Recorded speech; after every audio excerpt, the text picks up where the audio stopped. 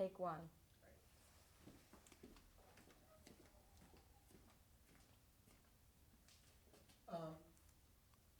So first, the most important thing, Jim, is just, it's really good to see you.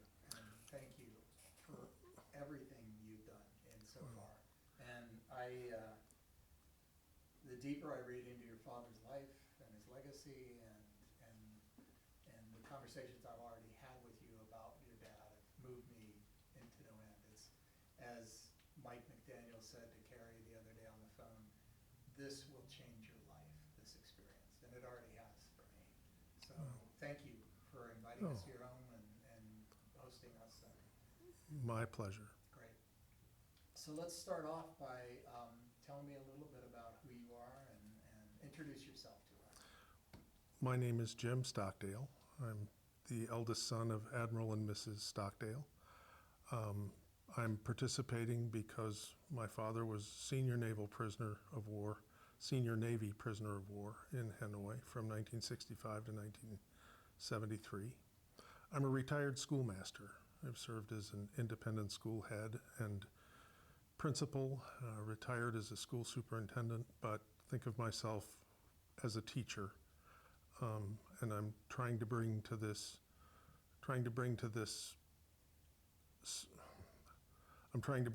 study some aspect of the teaching that I think may go on between young men who aspire to positions of leadership in the military and my father's experience that I think I know pretty well. Thank you. How old were you when your dad went overseas on his mission? I was 14 when he was shot down and 22 when he came home. Thank you. And you're doing the very thing that actually I meant to remind you of, is that we'll never hear my voice on the thing. So if I ask a question, if you could incorporate the question in your answer. Will do. Great. You Yes. just did it perfectly. Okay.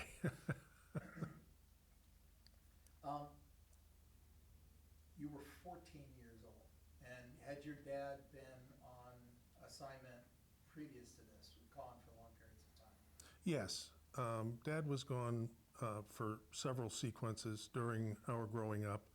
Navy life is a sequence of moves that occur anywhere from 18 to 26 months apart to various naval air stations, assignments on carriers, and different practice factors that the men need to go through in order to qualify for airplanes and different armaments. Dad had been out on 4 cruises. These are 9-month cruises, in his case on the Pacific, 9-month cruises to the Far East with various different ports of call. It was a routine that was well established in the family.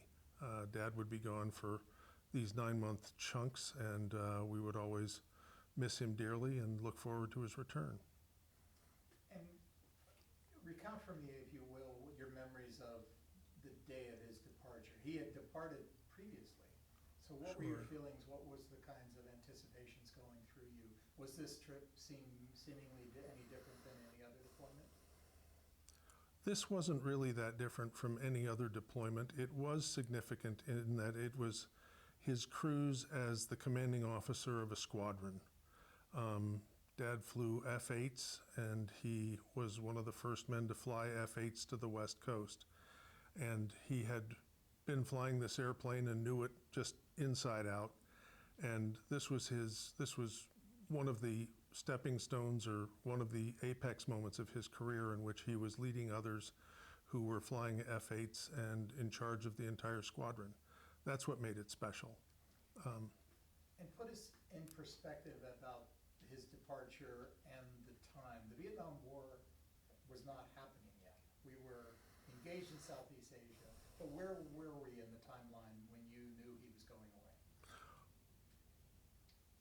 Let me digress for a moment to say that on the previous cruise, he had been a part of the ignition of the Vietnam War in an unfortunate incident in August of 1964 that involved 2 destroyers off the Vietnamese coast. Dad was in the air over what was supposedly a conflict or an attack by PT boats on American destroyers, an attack on the high seas. Later, it would be revealed that there were no PT boats and that there had been no attack. Still, he had been a part of the reprisal raid that Robert McNamara had ordered the next day. So we'd been there for the setup, and Dad, frankly, was somewhat disturbed that he had acted honorably and done his duty at that point, and then there was a long pause while Washington waited to consider what they had really done. This shoot down, or what we call the long cruise, Dad left on April 3rd, 1965, as the commanding officer of VF 51. It was a very typical departure. Navy families tend to be a little offhand about these comings and goings, and so we tried to keep it as casual and as relaxed as possible without a lot of tearful or in any other way. It would be a simple embrace, a handshake, and Dad did remind me that I was the eldest and that if anything ever happened, my job was to protect the house and everyone in it. Shit. It was to protect the house and everyone in it. I don't know if you can splice that. Dad would not hesitate to remind me that my job was to protect the house and everyone in it. Thank you. Can you use that, Patrick, when I do that? If I go back and replow the replow it? And don't ever edit your feelings. No, I obviously can't. Well, So it's very powerful. So, and I understand. You know, I mean, your dad, no. he put you in charge. He said you're the man in the house right now. You know, and that's a very powerful thing. I get that. So Ken, I am hearing the rain, right? It just started up. It just got. You know what? I think we're just gonna have to embrace it. You want to look at radar real quick or not? I could call God. Should I call back? I think I'm fine with it. I mean, there's nothing I can do, and I also have his No, lab. but if we were which just is- going through a big, I'm still rolling, are you rolling? Yes. Okay, if we were going through a big cell and if we feel like that, I mean, I could look at radar real quick if you want. No, I think Okay. it's gonna be part of what happens. Oh, yeah, I think this is, just from the local reports, these are the beginning tendrils of our share of the rainfall Yeah, that's going accompanied long the for storm. setup of this And I thing. have his lab mic, which won't pick it up as much, so but we're gonna work with it. Okay, so actually, because I think this is an important part of the story you told me, let's deconstruct the Gulf Tonkin incident a little bit. Because the way that I heard the account was your dad flew the first sortie of the Vietnam War. He engaged, he was the leading plane. And then when as you described to me, when he came back to, was it the Ticonderoga? Yes, Yes. That a number of, Pentagon officials or something arrived and things were shut down. And that this played in later when he was incarcerated to a deep concern he had about the intel that he had about this. yes. So let's just tell me that story with a little bit of that, flesh that out a little bit so that we.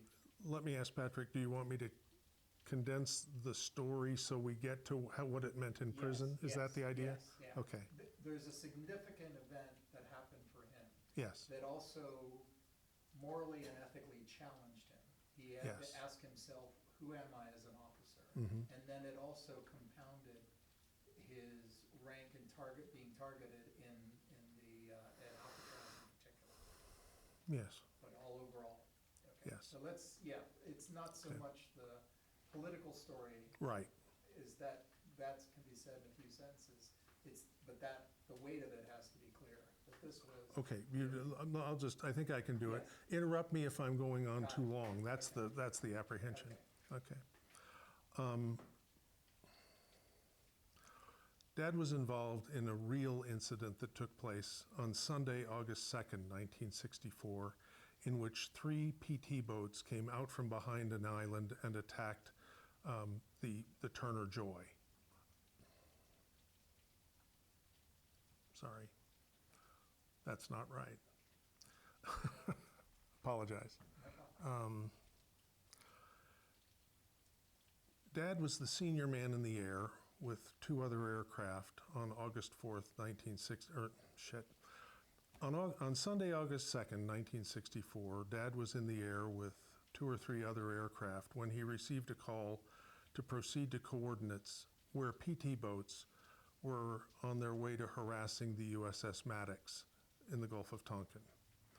These PT boats fired 3 torpedoes at the Maddox as she retreated and returned fire across the bow.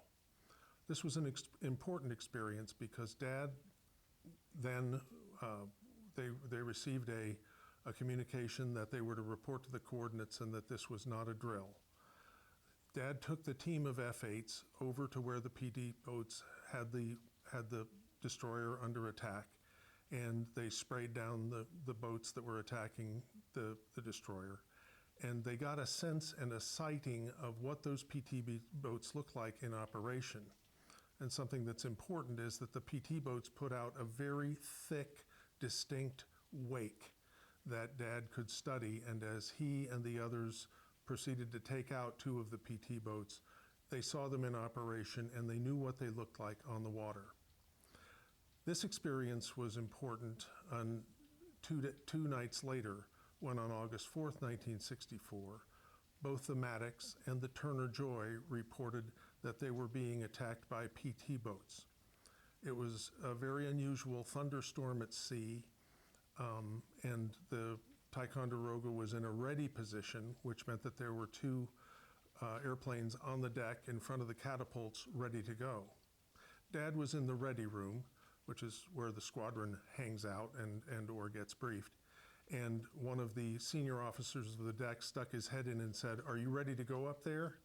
And Dad looked over at the board and saw that 2 lieutenants junior grade were in the seats on the deck. Realizing that they were both inexperienced pilots, he ran up to the deck, climbed up the side of the aircraft, and told one of the young JGs to get out, that he was going to take his place.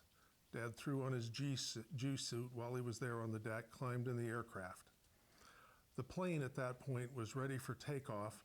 The first plane to go out was ready and went. This was to be Dad's wingman, one of the Lieutenant JGs, the one that remained. His plane went off the end of the carrier deck and went black. All of the electrical systems in his plane failed. And he was able then to be able to dump fuel and to return and land back on the deck. Dad requested permission, somewhat unusual, to go without a wingman over to the area where this conflict was occurring. He did so. Captain of the ship was Hutch Cooper, who had high trust in Dad, and over Dad went to meet up with the destroyers and to take their coordinates. As he approached, he heard the radio traffic from one of the men aboard the Maddox, who was speaking in the same way he had 2 days before, in a very excited, Dad called it a kind of a Charlie McCarthy voice, that he was sighting torpedoes and talking about positions in which they'd sighted PT boats on the radar. Now I'll pause here only long enough to say that radar equipment in those days did something called ducting, which meant in short form that the radar signal would reflect off against itself so that you would see some false image out on the sea. This was what was happening, it was later discovered, and what they thought were PT boats were in fact phantom signals. Dad got down to the deck. He was an excellent flyer and could fly at distances of 1,000 to 2,000 feet across the choppy seas in the black of night. As important, he knew what to look for in terms of the wakes of PT boats, because in tropical waters, where you have wakes or where you churn up the water, there's a phosphorescence because of the organic life in the Gulf. So in effect, if they were PT boats and they were churning around, if they were PT boats and they were churning around out there in the Gulf, they would in essence shoot up some sort of a light signal every time they accelerated and had a large wake. Dad spent an hour and a half going back and forth and going to coordinates where they said they saw PT boats, spraying fire, letting go of missiles that he thought might hit something out there in the black water. never ever seeing a wake or a PT boat. When his fuel got to bingo, which is what they call the last you need at that point to return to the ship, he checked off with Wes McDonald, who had been flying above him, who was another commanding officer of a squadron, and he went back to the Ticonderoga.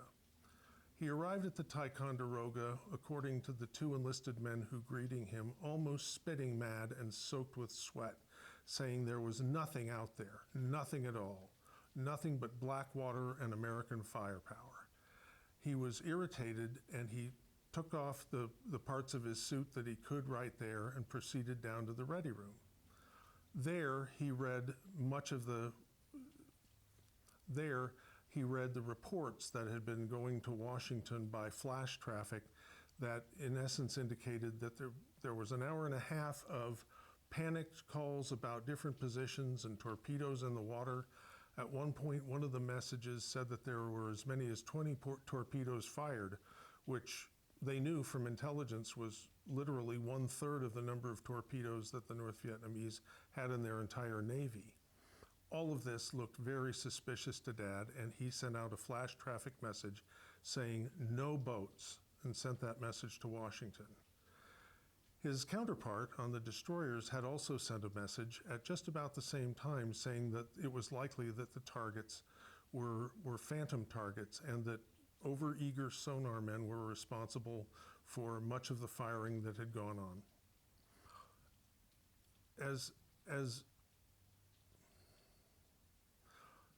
What is interesting is that everyone on the ship knew. The two sailors who had brought Dad in departed tying down his plane and went to Midrats, which is a meal for the midnight shift sailors, where everyone wanted to know what they called the dope. They wanted the scuttlebutt, what was happening out there on the sea. And these two men repeated what Dad had said, that there were no boats out there at all. Dad in the ready room told his fellow pilots that there were no boats. The captain of the ship, Hutch Cooper, the executive officer, Hap Chandler, and everyone knew, right up to the two-star admiral who was aboard, Whitey Moore. There was a general acknowledgement aboard ship that there had been no attack, and they had told Washington.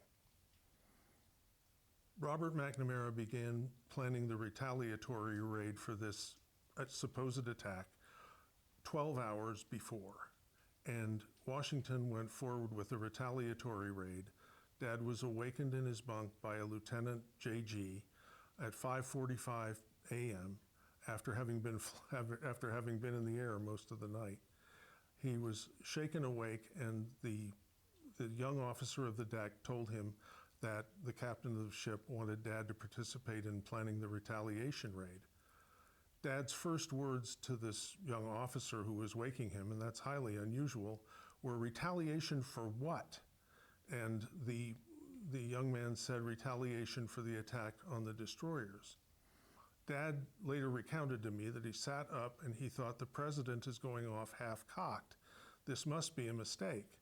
And he was very worried about it from the start. He got up, went to the ready room, had half a cup of coffee, and went up on the deck.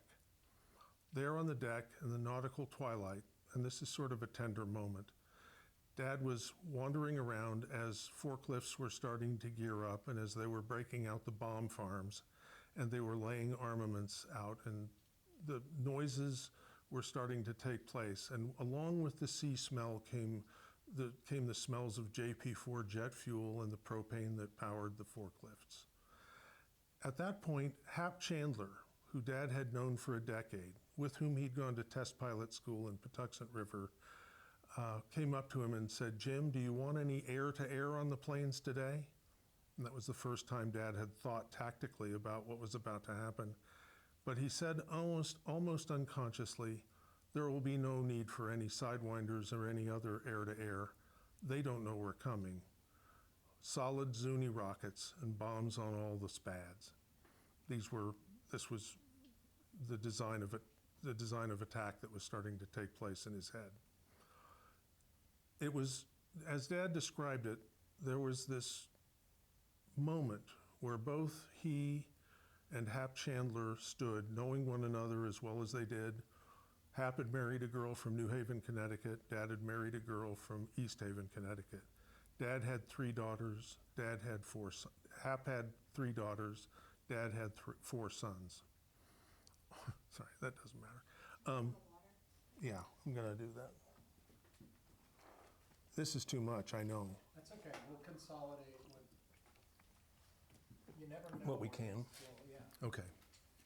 I mean, I know this is, well, yeah, sorry, no problem. but this is the story. You, Yes. you take the Right. parts out that you Yeah. think might Yeah. work. At any rate, these 2 men had a moment together where they realized that the United States was preparing for an attack and there had been no provocation. Dad then went on about his duty and went down and started to get dressed and met with other pilots. There was, interestingly enough, some conscious foot dragging out on the Gulf in which the crews took their time arming the aircraft and waited for orders to do so. The idea that Dad suspects was happening was that Whitey Moore, the 2-star, was waiting for the messages saying there had been no attack to catch up with Department of Defense officials and call it off, or at least postpone it until some confirmation could be found for the destroyers actually having been out harassing for the PT boats having been out harassing the destroyers at all. That clarification never came. And later that day, Dad and in a 64 plane sortie bombed North Vietnam in a way that he would later characterize in our living room as being Pearl Harbor. I'm not sure I want that in there, but they were bombing without provocation. This was his first encounter, and after this attack, Washington in fact did stall. Whether they realized their mistake or not is immaterial because the Gulf of Tonkin resolution was shoved through Congress 3 days later, basically giving Lyndon Johnson a blank check to pursue the Vietnam War, and we were off to the races. We were committed. This was a war that we were now more or less in charge of, and it had been begun under suspicious circumstances at best. Dad carried this experience with him throughout the rest of that cruise and as he came home. 1 month later, Dad would be on a leave to go to what was his father's funeral, and he was able to stop for about 14 hours at our home in Coronado.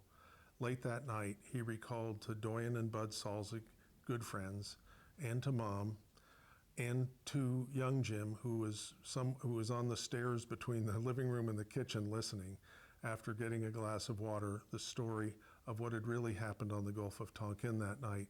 He wanted close friends to know that the attack, that there had been no attack, and that the retaliation was unprovoked in case anything further happened to him. My family would live with that story for the next 8 years. 1 year later, when Dad found himself in prison, he realized that his participation in those 2 events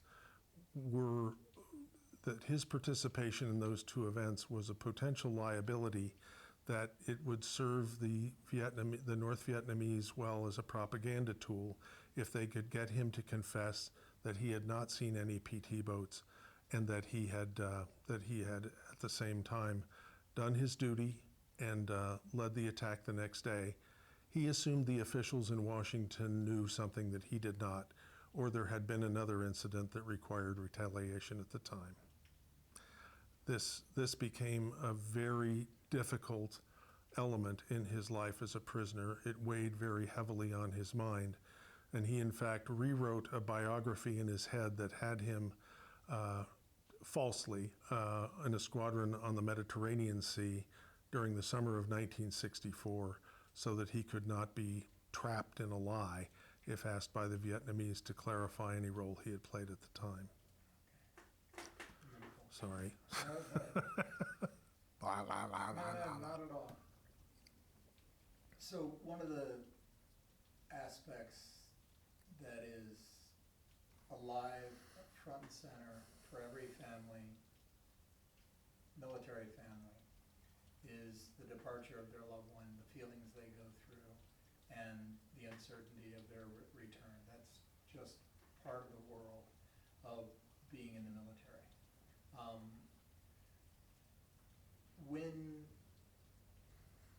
Describe for me what the scene of when you heard about your father being shot down. What did you know? What did you not know? How did your mom guide you in that moment? How did you guide each other?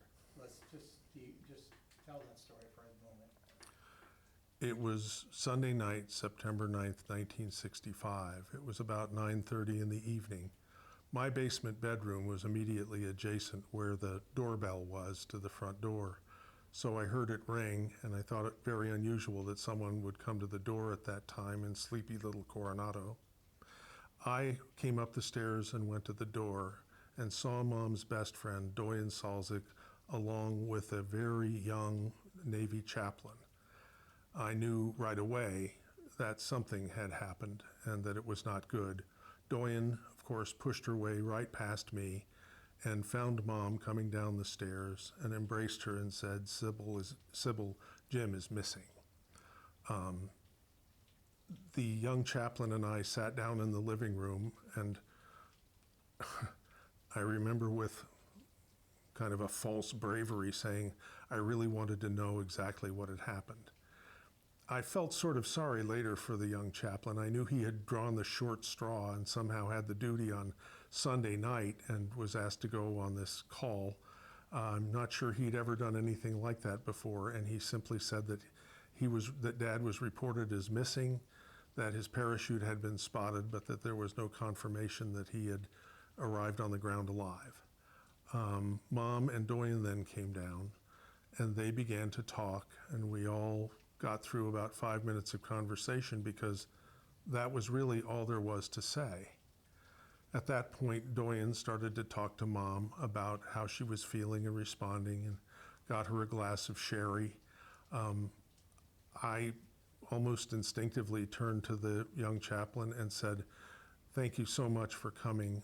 This is a great comfort to us to have you here. We'll have to deal with this information, and walked him to the door. Doyen and Mom and I talked for a little bit more, but I knew that their conversation was going to transcend anything that required my witness, and they talked into the night for another hour or so.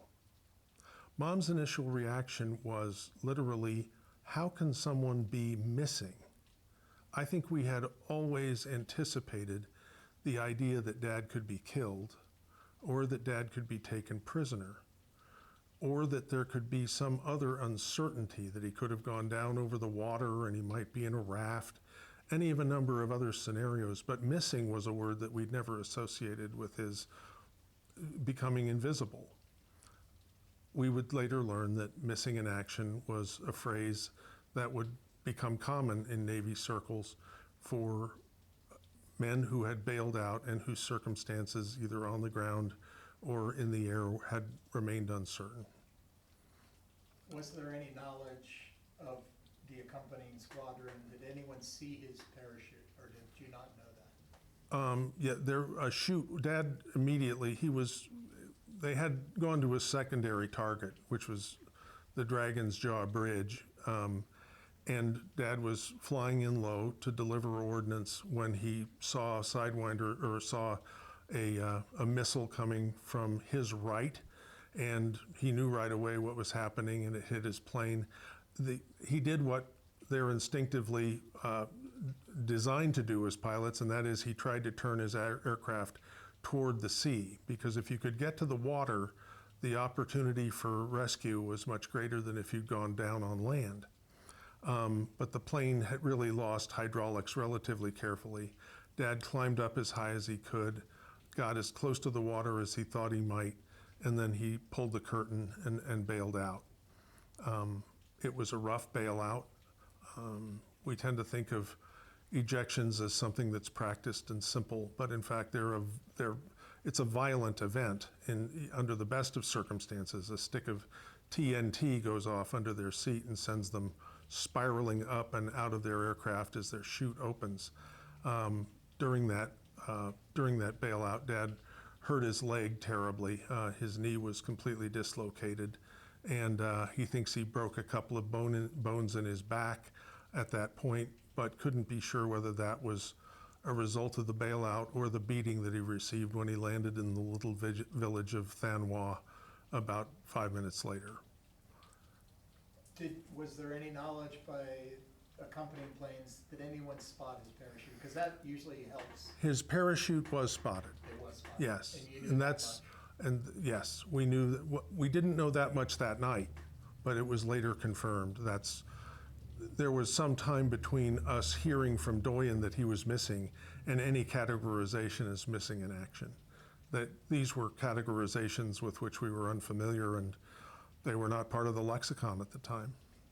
How long did you go as a family before you were aware that he was A, alive, and B, a prisoner of war? I mean, what did you?